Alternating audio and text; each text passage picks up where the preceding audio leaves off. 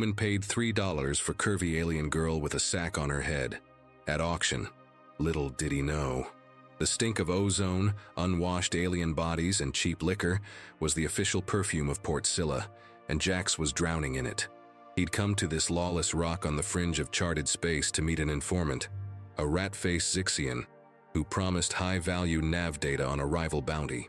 Instead, he'd found the Zixian's face plastered across the station's morgue feed.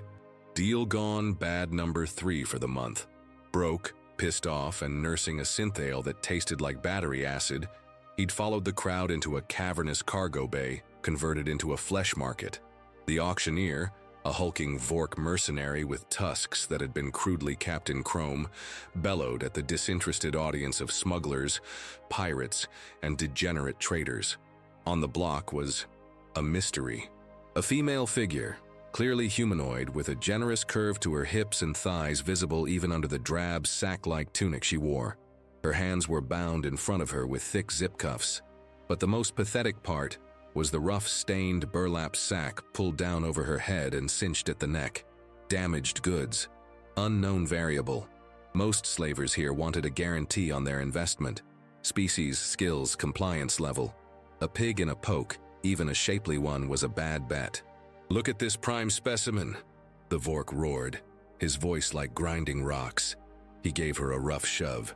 She stumbled but didn't fall, her posture ramrod straight under the humiliation. "Strong, healthy, quiet too. A blank slate for your particular needs."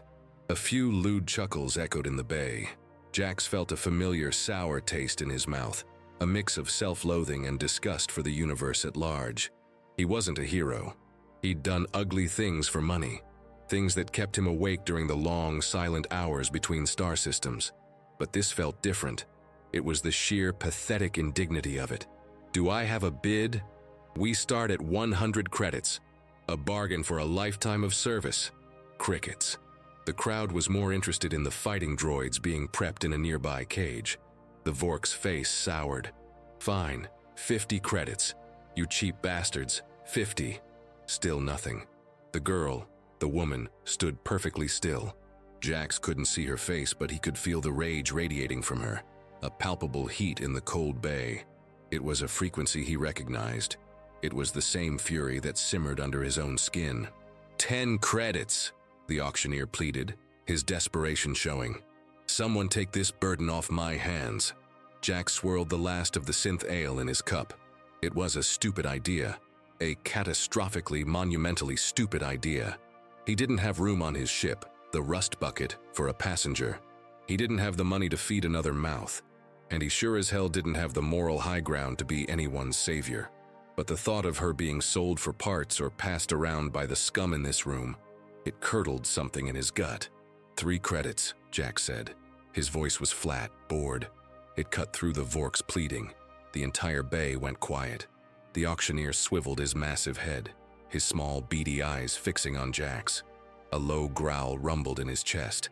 The bid was an insult. Public castration. It said, "This thing you're selling is worth less than a drink." Jax met his gaze unafraid. He let a small, mocking smile touch his lips. He was daring the Vork to challenge him. The mercenary's chrome tusks glinted. For a second, Jax thought he'd have to draw his blaster. But the Vork's business was credits, not honor. A public brawl over worthless goods was bad for the bottom line. He scanned the crowd one last time. 3 credits, going once, going twice. His voice was laced with venom. "Sold to the smartass in the corner." The gavel, a heavy metal piston, slammed down on the lectern with a deafening clang. A few of the pirates laughed. Jax ignored them, tossing his empty cup onto the grimy floor.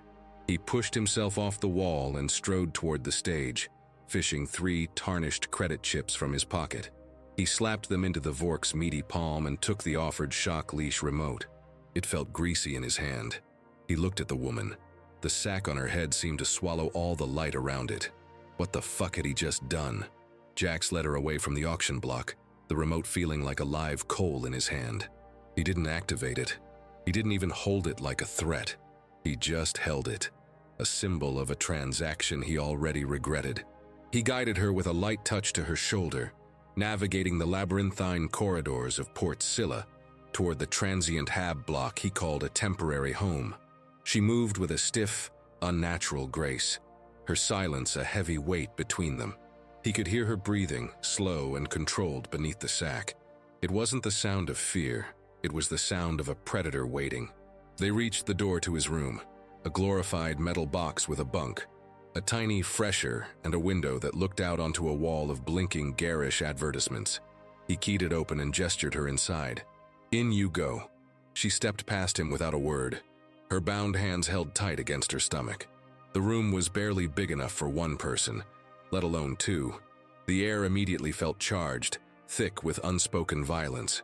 He shut the door, the lock hissing with grim finality. He tossed the shock leash remote onto the rumpled bunk. It landed with a soft clatter that sounded like a gunshot in the silence. "I'm not going to hurt you," he said, the words feeling hollow and useless. She didn't respond, just stood in the center of the tiny room, a living statue of defiance. He pulled a vibro knife from his boot sheath. A low, almost inaudible growl came from under the sack. "Easy," he said, keeping his voice calm. "Just the cuffs." He moved slowly, deliberately, approaching her from the front where she could see his every move. He held the knife up, the blade humming softly. He gently took her bound wrists, and with a quick, precise cut, severed the thick plastic cuff. She pulled her hands back instantly, rubbing her chafed wrists. Her fingers were long and elegant, but the knuckles were calloused. These were not the hands of a servant. He took a step back, giving her space. "All right, now for the hat." He reached for the burlap sack. "Don't," she commanded. Her voice was stunning. It wasn't the broken plea of a victim. It was a low, resonant alto, laced with an accent he couldn't place, regal, clipped, and dripping with absolute authority. It was the voice of someone who was used to being obeyed without question. Jax paused, his hand hovering in the air. "Look, lady, I can't just keep you around with a bag on your head. People will talk." Sarcasm was his shield, his sword, his native tongue. He tugged the sack. She resisted for a second, then went still, as if deciding this small battle wasn't worth the effort. He pulled it off, and his breath caught in his throat. Holy shit. She was magnificent. Her skin was a vibrant, impossible shade of turquoise, like the tropical seas of a paradise world. Her features were sharp and aristocratic, high cheekbones, a strong jaw, full lips painted a shade of dark violet. A cascade of straight jet-black hair fell to her waist. And her eyes were molten gold, and they were blazing with a fury so pure it was almost beautiful. Intricate black markings, too precise for tattoos, swirled across one side of her face, from her temple down to her jaw. She was royalty. He knew it in his bones. The instant the sack was off, she moved. It wasn't a panicked scramble. It was an explosion of coiled spring violence. She launched herself at him, a turquoise and black blur. Her hand chopped at his throat. He barely got his arm up in time, the impact jarring him to the bone. She was impossibly fast, brutally efficient. He was a seasoned bounty hunter, had been in more bar brawls and back alley fights than he could count. But this was different. This was the art of killing, honed to a razor's edge. He grunted, shoving her back, using his greater mass to create a sliver of space. The tiny room became a cage for their brutal dance. A lamp crashed to the floor. She kicked a stool into his shins, and as he stumbled, she came at him again. Her fingers crooked into claws aimed at his eyes. He caught her wrists, her skin hot and smooth under his calloused hands. The strength in her slender arms was shocking. They crashed against the wall, the impact rattling his teeth. He had her pinned, his body pressed against hers, their faces inches apart. The heat coming off her was like a furnace. He could feel the frantic thumping of her heart against his chest. Or maybe it was his own. Her golden eyes burned into his. "You will die for touching me, low-caste worm," she hissed, her breath warm against his lips. "Tell me who you serve before I tear your throat out." Jax's lungs burned. Adrenaline sang in his veins. He gave her the only truth he had. "The highest bidder, princess," he gasped, a grim smile twisting his mouth. "And that's me, for 3 whole credits." Her enraged snarl was cut short by a deafening klaxon that suddenly blared through the station. Red emergency lights bathed the tiny room in a hellish glow. Lockdown initiated. Sector Gamma is now sealed. All personnel to designated safe zones. Jack swore under his breath. Shit. The Vork. The fat bastard must have figured out who he'd sold. An empress in a sack. The bounty on her, or the ransom, would be astronomical. And now they were trapped in here with the Merc's private army tearing the station apart to find them. Kaylin, he didn't know her name, but he was already calling her that in his head, seemed to realize their shared predicament at the same moment. The fight went out of her, replaced by a cold, calculating stillness. She was still pressed against him, and the shift from violent rage to tense alliance was so abrupt it gave him vertigo. "They know," she stated, her voice losing none of its authority. "They know what I am." "No shit, Sherlock," Jax grunted, pushing himself off her but not moving far. There was nowhere to go. "And they're not gonna be happy I got you for the price of a cheap drink. They'll kill us both to cover their mistake." Her golden eyes narrowed, assessing him. The raw hatred was still there, but it was now overlaid with a pragmatic curiosity. He was a disposable, low-life human, but at this precise moment, he was her only potential asset. "You have a ship," she said. It wasn't a question. "It's a piece of junk, but it flies," he confirmed. "Getting to it is the problem. This whole sector is on lockdown. They'll have patrols at every junction." She glanced around the cramped room, her gaze sharp and analytical, missing nothing. "There are always other ways. Service conduits, maintenance shafts." He raised an eyebrow. "Princess knows her way around the guts of a station." "A cage is a cage," she said cryptically. "I have learned the shape of many." The implication hung in the air. She hadn't just been captured. She'd been held for a while. Long enough to learn escape routes. He had to make a choice. Trust the infuriated alien royal who tried to gouge his eyes out 2 minutes ago, or wait for a dozen heavily armed Vork mercenaries to kick down his door. Not much of a choice, really. "Fine," he said, grabbing his blaster from the nightstand and shoving it into his holster. He snatched a small power pack and a med kit, stuffing them into the pockets of his jacket. "You lead the way, but you try anything, and I mean anything, and I'll leave you for them. We clear?" She gave him a look that could strip paint. "My survival is currently linked to yours, human. That is the only assurance you will get." "Fair enough." He popped a small panel near the floor, revealing a series of grimy conduits and wires. He'd used it before to bypass station tolls. "After you, Your Highness." She didn't hesitate, folding herself with surprising agility into the dark, narrow opening. As he followed her into the tight space, the reality of their situation sank in. He was crawling through the filthy bowels of a space station, wanted by a mercenary crew with an alien empress whose name he didn't even know. He offered her a ration bar he had in his pocket. She paused in the darkness ahead, her form barely visible. He could feel her turn. She sniffed the air. "What is this? Compacted refuse?" He had to bite back a laugh. It was a completely insane situation. "Lunch," he said. "Now shut up and eat your refuse." The service tunnels were a claustrophobic hell, a tangled mess of pipes dripping with foul-smelling condensation, humming power conduits, and access ways barely wide enough for one person to squeeze through. Jax was right behind her, the heat from her body a constant presence in the cold, damp air. Every time she had to contort herself to get around an obstacle, she brushed against him. Her hair, smelling faintly of ozone and some exotic, spicy scent, tickled his face. The physical intimacy was a bizarre counterpoint to the cold fury still simmering between them. They moved in silence for what felt like an eternity, the only sounds their own breathing and the distant, muffled shouts of the Vork patrols. Finally, she stopped in a small junction box, where 3 tunnels converged. "This station's schematics are old," she said, her voice a low murmur. "The docking bays should be through that conduit, but it is likely watched. The secondary cargo lift is a better option." "How do you know that?" Jax asked, his voice tight. "I make it my business to know the weaknesses of my enemies," she replied simply. "These Vork betrayed a diplomatic envoy. They are traitors and fools. They think only of the obvious paths." He was starting to get a picture of her. This wasn't just some pampered royal. She was a strategist, a warrior. The men who captured her had made a very, very big mistake. "The name's Jax, by the way," he said, breaking the silence. Since we're becoming such good buddies. She glanced back at him over her shoulder, her golden eyes seeming to glow in the dim light. I am Kalen of the Ash-Forged Empire. Ash-Forged. He'd heard the name. A fierce martial race from the inner quadrants, known for their honor-bound culture and their brutality in combat. They weren't people you fucked with. An empress, then? He guessed. You've got the pissed-off royalty vibe down cold.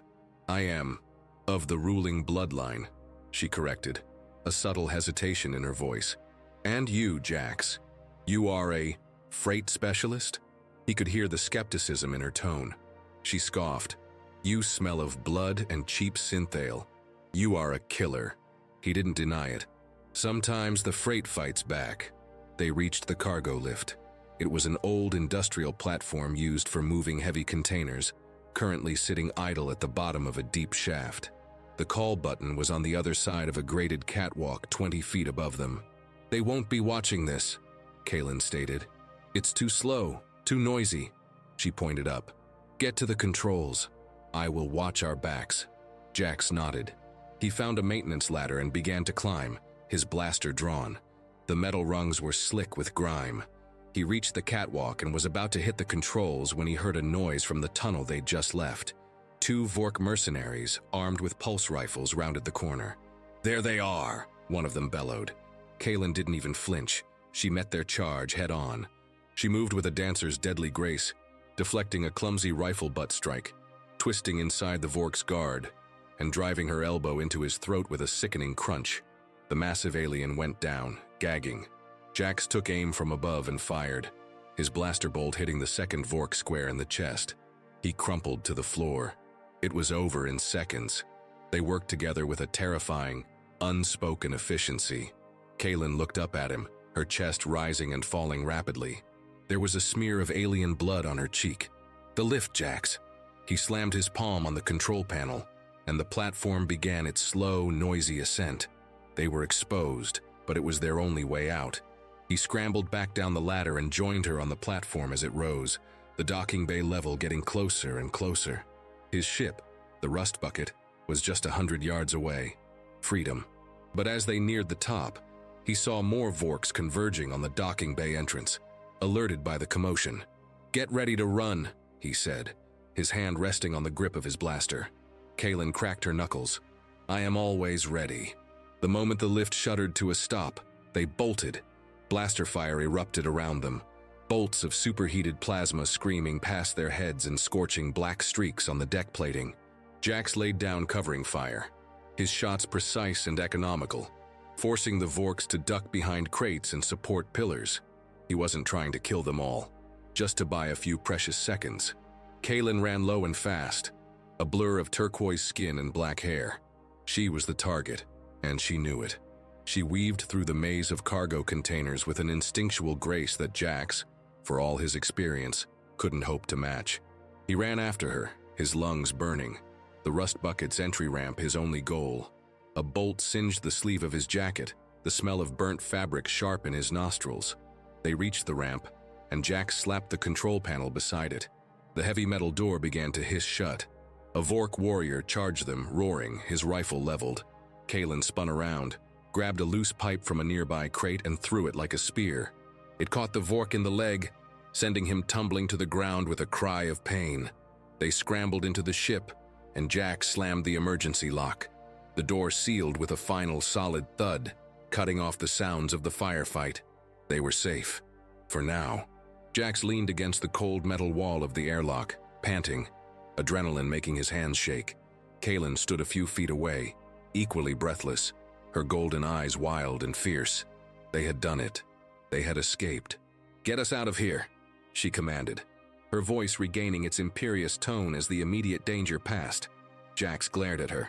Now that they were in his space, the rules had changed. He stalked past her toward the cockpit. Don't give me orders on my own ship, princess. He dropped into the pilot's seat, his hands flying across the control panel. The Rust Bucket's engines roared to life, shaking the entire vessel. Strap in. Kalen followed him into the cockpit, her eyes scanning the worn-out consoles and flickering screens with disdain. You fly in this tomb? This tomb just saved your royal ass. Jax shot back, yanking on the controls. The ship lurched upward, disengaging from the docking clamps with a jarring clang. He pushed the throttle forward, and the rust bucket shot out of the bay and into the blackness of space. Warning lights flashed on his console. Incoming fire. Port shields at 70%. "They're firing the station's cannons at us," he gritted out, weaving the ship in an evasive pattern. Kaylin grabbed the back of the co-pilot's chair to steady herself. "Their targeting systems are antiquated. Veer starboard toward that asteroid cluster. Use it for cover." He glanced at her, surprised. Her tactical assessment was instant and accurate. He followed her instruction, banking the ship hard. A volley of plasma fire sizzled past where they had just been. Once they were clear of the station's range, a tense silence fell over the cockpit.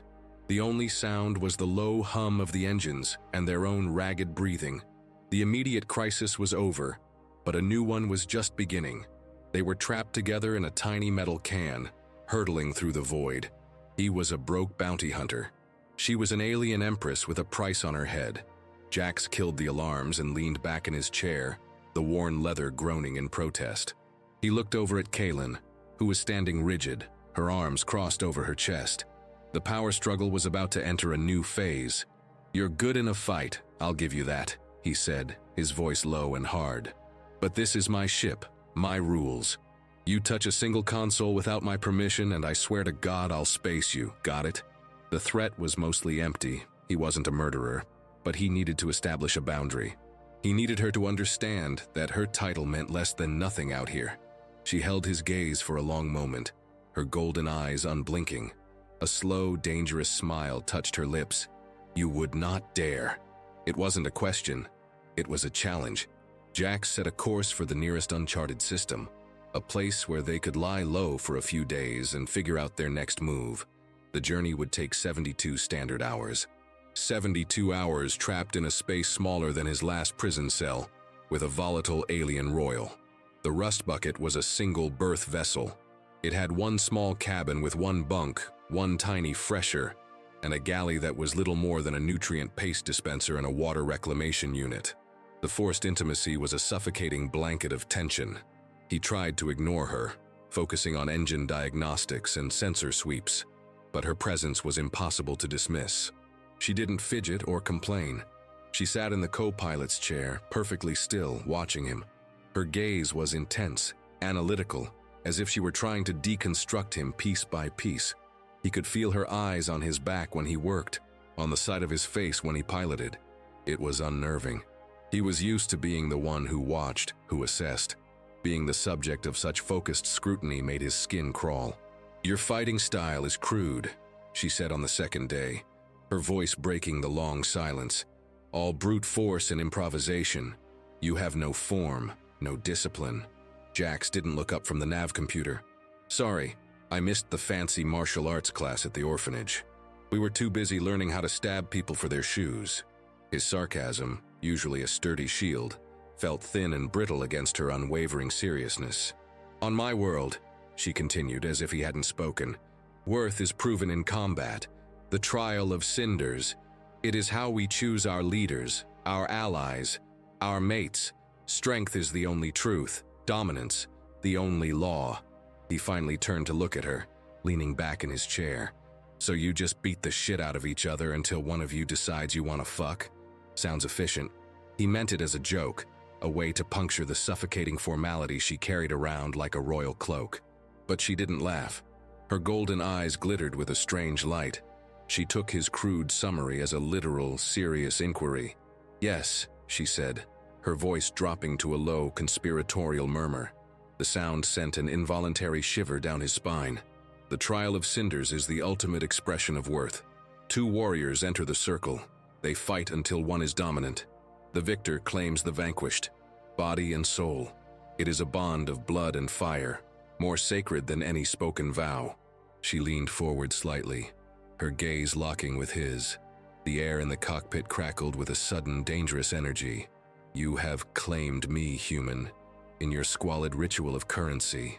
She spat the word currency like it was poison. "You bested my captors. You brought me to your domain." She gestured vaguely at the worn-out ship around them. "By your laws, you believe you own me. He opened his mouth to protest, to tell her he didn't own anyone, that he'd just been trying to do a marginally decent thing for once in his miserable life. But she cut him off. "But you have not won me," she whispered, the words a silken threat. "Not by the laws that matter, the law of the ash." The challenge was laid bare, shimmering between them like heat haze off desert sand. He had purchased her. He had rescued her, but he had not defeated her. In her world, the most important contest had yet to take place. He was her captor, her savior, and her potential opponent, all at once. And in the crushing emptiness of space, with nowhere to run, that unresolved tension was the only real thing in the universe. The ship's single bunk suddenly seemed very, very small.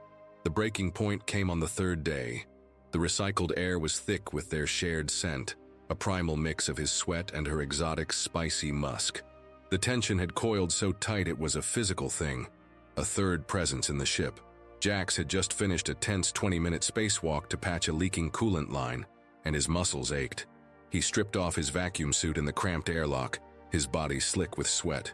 He walked into the main cabin wearing only a pair of worn cargo pants, toweling his hair dry. And she was there, standing in the middle of the room, blocking his path to the bunk. She wasn't wearing the sack-like tunic anymore. She'd found one of his old, oversized t-shirts, which clung to her curves in a way that was both comical and intensely erotic. Her arms were crossed, her golden eyes fixed on him. The look in them was different now. The analytical assessment was gone, replaced by a raw, predatory fire. "The trial," she said, her voice a low growl. It wasn't a question. "I'm not fighting you, Kaylin," he said, his voice tired. He tried to step around her. She moved to block him again. "You will," she insisted. "You claimed me, now prove your claim." Before he could react, she attacked. But this was nothing like the desperate, wild fight in the HAB unit. This was ritual. Her movements were deliberate, powerful, a test of his strength. She didn't aim for his eyes or throat. She struck at his chest, his arms, forcing him to block, to engage. "Or I will prove mine," she snarled, her fist connecting with his forearm with the force of a hammer. He grunted, stumbling back. The pain ignited his own anger, his own frustration. Fine, she wanted a fight. She'd get one. He dropped the towel and met her next charge, catching her, spinning her, their bodies slamming together. This was what it had all been leading to. Not a rescue, not an escape. This. The fight was a brutal, intimate dance in the confines of the ship. It was grappling and striking, a contest of leverage and will. He was stronger, but she was faster, more fluid. Clothes were torn. A sleeve of the t-shirt ripped away, exposing a shoulder of smooth turquoise skin. He got a handful of her long black hair, and she retaliated by sinking her teeth into his shoulder, not hard enough to break the skin, but enough to send a jolt of shocking, painful pleasure through him. The brawl carried them across the cabin, and they crashed onto the narrow bunk, the frame groaning in protest. He ended up on top, pinning her beneath him, his legs tangled with hers, her wrists trapped in his hands above her head. It was a mirror of their first fight, but the power dynamic was reversed. He had won. He was panting, his sweat dripping onto her face. She lay beneath him, her chest heaving, her golden eyes wide and wild. The fury was gone, replaced by something hotter, darker. Surrender. But it wasn't the surrender of a victim.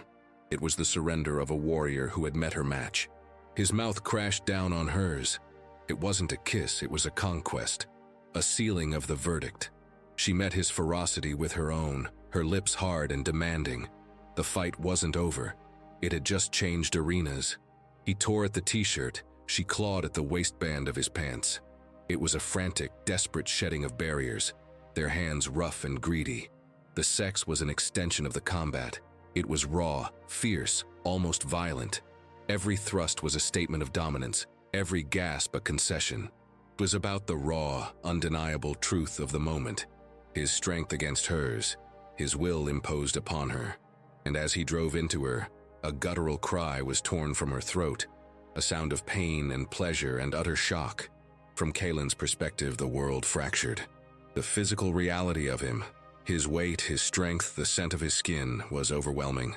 No one had ever done this. In the political trial she had endured, Her opponents had always submitted, their postures of aggression a thin veneer for a calculated alliance. They had never truly fought. They had never won. This human, this crude, sarcastic killer, had met her challenge without flinching. He had answered her violence with his own and had overpowered her. The laws of the ash, the core tenets of her soul, screamed that this was how it was meant to be. The victor claims the vanquished. The sensation of being truly, physically claimed was a cataclysm. It shattered her pride and reforged it into something new, something terrifyingly addictive. As he reached his climax, his hand tightened on her throat, not in violence, but in a gesture of absolute possession. And in that final, searing moment, her own hand came up to grip his wrist, not to fight, but to hold him there. A silent, mutual confirmation. He had won the trial. The aftermath was a deafening silence, broken only by the hum of the life support and their ragged gasps for air. They lay tangled on the narrow bunk, the small space smelling of sweat and sex. The adrenaline drained out of Jax, leaving a cold, hollow feeling in its place. He looked at the turquoise-skinned woman beneath him, at the faint bruises already forming on her arms, the bite mark on his own shoulder. The line between a fight and an assault had become so blurred he couldn't see it anymore. He'd wanted to be better than the scum at the auction, but what did this make him? He rolled off her, putting his back to her. Shit, he muttered into the metallic wall. Kaylin, I'm sorry. He expected a snarl, a threat, another attack. Instead, he heard a soft, humorless scoff. Do not be, she said, her voice husky. He turned to look at her. She was propped up on one elbow, her long black hair a mess around her shoulders. She was looking at him with an unnerving intensity, her golden eyes clear and sharp. You won the trial. She touched a dark mark on her arm where his fingers had gripped her, then reached out and lightly touched a scratch on his chest. You fought. You did not yield. You claimed. It is the law of the ash, the only law that matters. Jack stared at her, completely bewildered. What the hell does that mean? He asked, his voice rough. I don't want to claim you, I'm not a slaver. This has nothing to do with slavery, she corrected, her tone almost instructive. That is a construct of commerce. This is a construct of the soul. The victor of a trial and the vanquished are bound. Until I can challenge you again and win, my life is sworn to yours. My strength is your strength. My loyalty is your shield. He was horrified. He had stumbled into a cultural minefield and set off the biggest bomb. No, absolutely not, he said, shaking his head. I don't want your fucking loyalty. I just wanted to get you somewhere safe, get you home. It was at that moment that her expression shifted. The warrior's pride, the empress's arrogance, it all fell away for a split second, revealing a shocking vulnerability beneath. Her gaze softened, became inquisitive. Home? She repeated the word as if it were a foreign concept. She sat up fully, pulling a torn piece of blanket over herself. No one has ever won, she confessed, her voice barely a whisper. The trials I have faced before were political theater. The males were chosen for their bloodlines, their alliances. They postured and then they yielded. It was a dance of power, not a true contest. She looked at him, really looked at him, and for the first time, he didn't see an alien or a royal. He saw a woman who had been a prisoner of her own culture. You, she said, a note of wonder in her voice. You fought back. You wanted to win. He didn't know what to say. He hadn't fought for her loyalty or her body. He'd fought because she'd pushed him, because his own pride and anger had boiled over. He'd fought for himself. And in doing so, he had accidentally fulfilled the most sacred right of her people. He had freed her from one cage only to lock them both in another. Just as the silence threatened to become permanent, a shrill alarm blared from the cockpit. It wasn't a station warning. It was the proximity alert. Jack scrambled off the bunk, grabbing his pants. Shit, company. He stumbled into the pilot's seat, Kaylin right behind him, wrapping the blanket around herself like a toga. He brought the external view up on the main screen. A ship was dropping out of hyperspace a few thousand kilometers off their port bow. It was sleek, black and bristling with weapon emplacements. It wasn't a Vork garbage scow. The design was angular, aggressive, almost predatory. Friend of yours? Jax asked, his hands already flying over the controls. prepping the FTL drive for an emergency jump. Kaylin stared at the screen, her face paling slightly beneath its turquoise hue. "That is the Blade of Judgment," she said, her voice tight with a new kind of dread. "An Imperial warship. My people." Jax felt a surge of relief. "Great, they're here to rescue you. We can hail them, explain the situation." "No." She cut him off, her voice sharp as glass. A transmission request flashed on his console. An open, unencrypted broadcast. He patched it through, and a voice, cold and malevolent, filled the cockpit. It was in her language, but the universal translator converted it with a slight delay. "To all vessels in this sector, we are hunting the fugitive and traitor, Kaylin of the Ash Forged. She is guilty of heresy and conspiracy against the Empire. Surrender her for judgment or be destroyed." Jax looked from the screen to Kaylin. Her face was a mask of cold fury, but her golden eyes betrayed a flicker of pain. "Heresy?" he asked softly. "What the hell is going on?" She finally tore her gaze from the warship and looked at him. The last of her regal armor had crumbled. "I was not captured in a diplomatic betrayal," she admitted, her voice low and bitter. "I was sold. My Chief General Vorlog staged a coup. He accused me of trying to reform the old ways, of showing mercy. He called it a weakness, a spiritual sickness. He declared me a heretic and sold me to the Vorks to disappear me while he seized the throne." Suddenly, everything clicked into place. The desperation, the ferocity, the loneliness he'd sensed in her. She wasn't just an empress. She was an exile, a queen with no kingdom, hunted by her own people. She was just as alone in the galaxy as he was. Jax looked at the warship on the screen, then back at her. He thought of his own past, the bounty he'd botched, the partner he'd lost, the guilt that had driven him to the ass end of space. He and this alien queen were more alike than he could have ever imagined. Two survivors running from ghosts. A strange sense of calm settled over him. The choice was simple. He could hand her over, collect a reward, and go back to his empty, meaningless life. Or he could throw in his lot with the fugitive empress he'd accidentally bonded with through ritual combat. He turned the ship, angling them away from the warship. "All right, princess," he said, his fingers dancing over the nav computer, inputting jump coordinates for the one place he knew no one would follow. The lawless, chaotic expanse of the Outer Rim. "Looks like you're stuck with me for a little while longer." He glanced at her, offering a wry, tired smile. "So where are we going?" For the first time, he saw something other than fury or surprise in her eyes. It was a flicker of gratitude, a flicker of hope. "There is a place," she said, "a sanctuary for outcasts like us." The jump to faster-than-light travel was a nauseating lurch, but it put distance between them and General Vorlog's warship. For now, they were safe. The revelation of Kaylin's betrayal had changed everything. The power struggle, the trial, the raw, violent sex. It all seemed like a prelude to this new reality.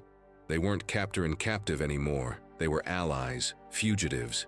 The atmosphere on the rust bucket shifted. The tension didn't disappear, but it transformed from a hostile, crackling energy into a shared, focused intensity.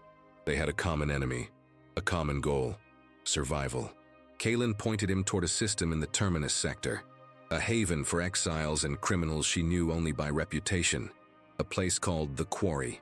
As the ship hummed through the strange non-space of FTL, they began to talk. Really talk.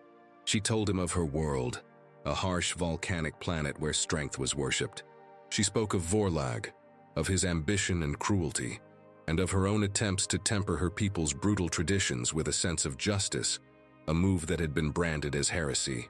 Jax found himself opening up in return, the words coming easier than they had in years. He told her about his past as a corporate enforcer, about a job that went sideways, an innocent family caught in the crossfire. He told her about the guilt that gnawed at him, the reason he buried himself in the most dangerous, low-paying bounties, a form of self-punishment. They were two broken pieces from opposite ends of the galaxy, finding a strange sort of wholeness in each other's company. The physical bond between them deepened as well. The next time they came together, it wasn't a fight. She came to him in the cockpit while he was running a diagnostic, her presence a silent question. When he turned, she simply took his hand and led him back to the bunk. The sex was still fierce, still possessive, but the violence was gone. It was replaced by a desperate, hungry passion, a frantic affirmation of life in the face of death. It was a claiming, but this time, it was mutual. One cycle before they were due to arrive at the quarry, she stopped him as he was about to head to the cockpit. "Wait," she said. She held a small, wicked-looking knife from his own weapon kit. "There is one more thing. The trial is not complete without the oath."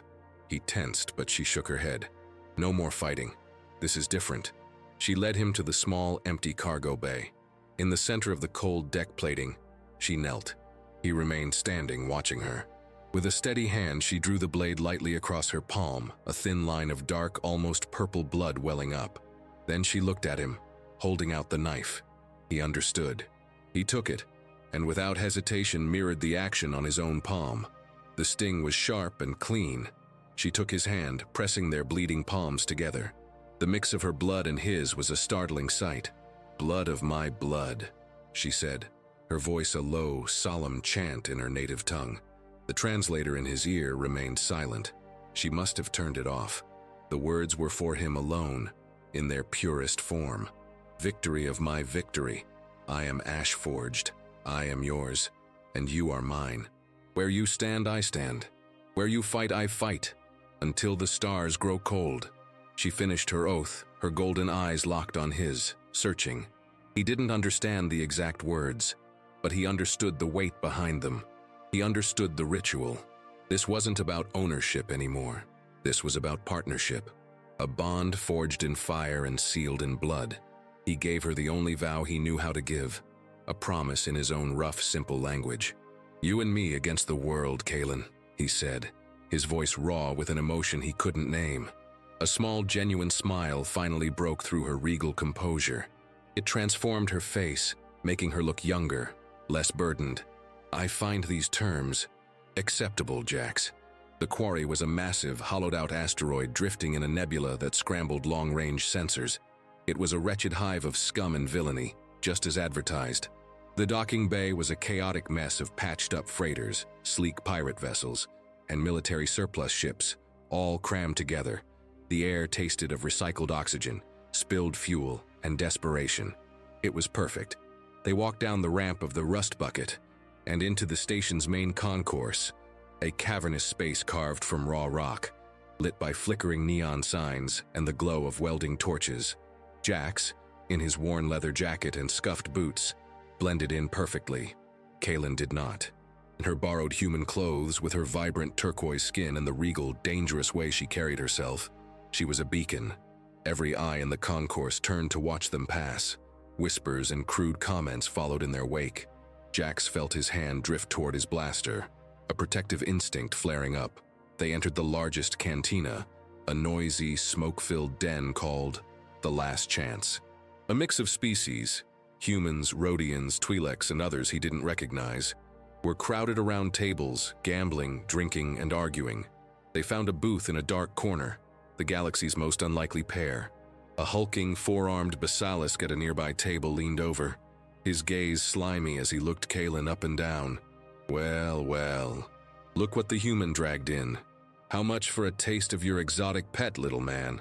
Before Jax could even form a response, before his anger could even peak, Kaylin moved. She was a blur of motion. She shot to her feet, flowed around the table, and grabbed the basilisk by his thick throat. With a strength that defied her slender frame, she slammed him back against the rock wall, lifting him a full foot off the ground. The cantina fell into a shocked, absolute silence. The basilisk gurgled, his four hands clawing uselessly at her grip. Kaylin leaned in close, her voice a low, deadly hiss that carried through the entire room. "He is with me." She held him there for a beat longer, her golden eyes scanning the room, issuing a silent challenge to anyone else who felt brave. Then she dropped him. The basilisk crumpled to the floor, gasping and choking. Kaylin turned, her expression calm, and walked back to the booth. She looked at Jax, and in her eyes he saw a fierce, possessive fire, a look that said, "You are mine to protect." Jax leaned back against the cheap upholstery, a slow, genuine grin spreading across his face.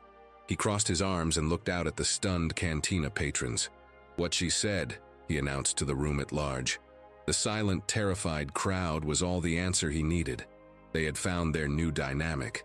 Not master and slave, not victor and vanquished. They were partners, equals. Two exiles at the edge of the galaxy, bound by blood and violence with a shared throne to reclaim. The fight for their future was just beginning, and for the first time in a long time, Jax didn't feel so alone.